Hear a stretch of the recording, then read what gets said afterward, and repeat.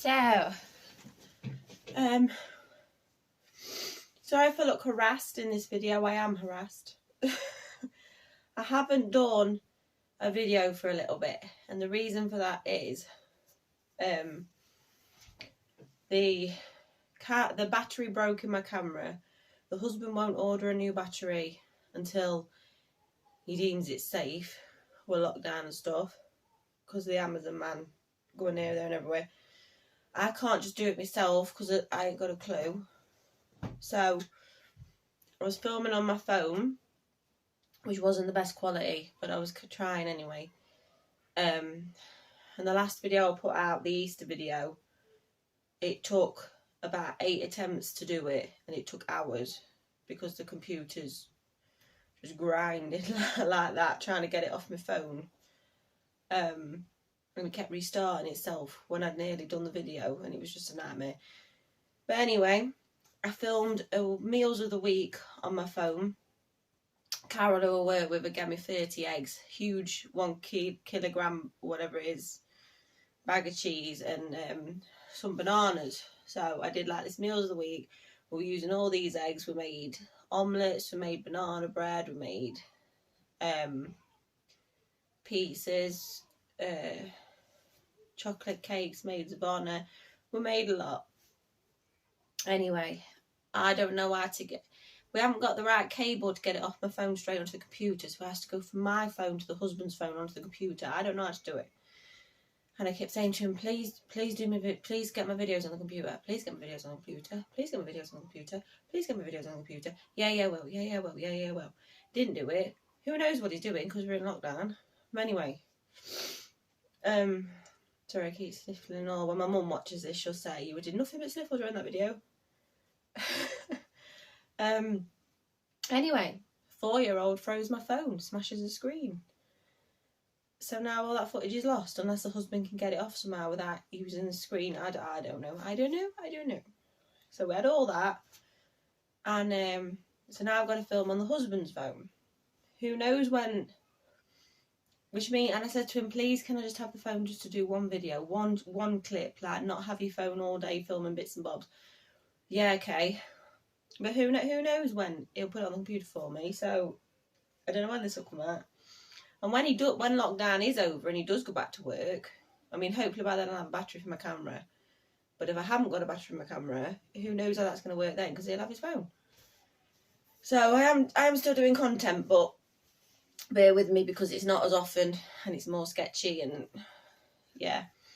But I am updating my Facebook page, Home Educating the Mad Lads, very regularly. So go on that. And you won't have to look at me looking like hell either. There's all things. And I ain't had the urge to film as much either. I don't know if it's just lockdown or what, but I've been doing a diary. Because the husband was like, what's this, Anne Frank part 2? Yeah, so that's the story with videos. Sorry, I'm sniffling again. I got no sleep last night. And so far this morning it's been you can't get a second to yourself. So I was like, right, I'm going to do the video now. Right. What I wanted to say was homeschooling in survival mode. Excuse me. It's very professional, this video. Right. Don't feel bad about it. Don't beat yourself up. Perfection is not a requirement to homeschool or home educate, whichever term you prefer. If you are in survival mode, there's a reason for it. Either there's a pandemic or there's a new baby in the house, somebody's ill, something's going on with work. There's a reason, okay? So, part of homeschooling, I think, is the fact that kids they're not locked up in a classroom all day, away from real life, away from what's really going on. They're in real life with you, learning life skills, out there in the community, well, normally, when we're not in lockdown, talking to people. And that's how they develop. So, if, say, you've got a new baby in the house and that's why you're on survival mode because you're tired and you're feeding this baby, that's just teaching them that's how it is when you have a baby. Same as this pandemic business. I'm not working at full capacity as a homeschool mother, and a lot of other people aren't, because I think that the most important thing is to keep everybody safe and happy at the minute. And I think that's knowing how to cope in a situation like this where everything's chucked up in the air, nobody knows what's going to happen. Focusing on your well-being, because that'll help you fight it if you get it anyway, with immunity and everything. I think that's more beneficial than pushing the education side at them. And don't get me wrong, we've been doing things, but it's not the most important thing at the minute, and it's not when you're in survival mode. Don't beat yourself up about it. There's a reason you're in survival mode. There's a reason. The kids are going to cope. If you're not perfect at the minute, it's going to be fine. All your kids need to know when you're in survival mode, for whatever, no matter what reason that is that there are changes going on. We're going to get through them. We're all together and loved and happy as a family, and this is temporary. I think pushing perfection or pushing to be 100% work capacity is not beneficial to anybody. It's not what you need to be doing. There's a reason your body set itself in survival mode, or your head set itself in survival mode. So just do, I can't stress this enough, every single thing is learning, life learning. But just do the basics, or the things that light your kids up, that they're going to get the most benefit from, the things they really enjoy doing, or the things that are learning, but they're not like, sit down, look at that book, do that textbook type learning. Things that stress them out learning, things like, things they enjoy, like being read to, doing construction kits, going for walks, conversation. Things like that are most important, especially in survival mode. And the other way you can help yourself when you're in survival mode is to change the narrative. I don't know why people talk so negatively about the kids. It's all right to say you're having a bad day. It's all right to say that child's driving me crazy every now and again.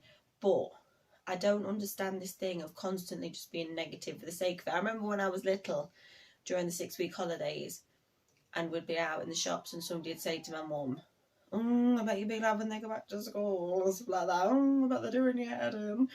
And my mum never responded to it. And I remember once somebody saying it, and when she left, I said to Mum, what's she saying that for? And my mum just went, I don't know, because I like having you at home. I felt safe and secure. My mum hadn't said anything she'd feel guilty about, even if she did think, can't wait for me to school. But then they do that now, don't they? And I've noticed it's the same thing with lockdown. If you're out, well, not out, but if you encounter anybody else in the street from a 2-metre distance, obviously, the first thing they shout across is to the kids is, are you getting bored yet? Or are you bored? Or the first thing they shout across at me is, I bet you can't wait for me to go back to school. I bet they're doing your head in and all this lot. And it's like, that sets you up for negative thoughts. That sets you up for it not being a good experience. What are you doing? Same as all these memes on Facebook about parents being thick and they can't teach the kids. Yeah, they're all very funny, I'm sure. But that's setting up the negative narrative for you to feel like you can't cope. Get rid of all that. Change the narrative. None of you are bored. Or stuck at home. You're safe at home. You're having this family time together. You are their parent. You are their primary carer, primary teacher. You can cope. Somebody's come upstairs. I've had 9 minutes. That's good. That's good. I'm in here, bud. So, just 1 minute. So yeah, survival mode. Don't beat yourself up. You can do this. It's temporary. In survival mode, do what needs to be done, which is making yourself feel safe and loved. Anything else can wait at the minute. And change the narrative. Ignore all that all them negative comments, that negative thing. Think positively. See, I could. I'm coming.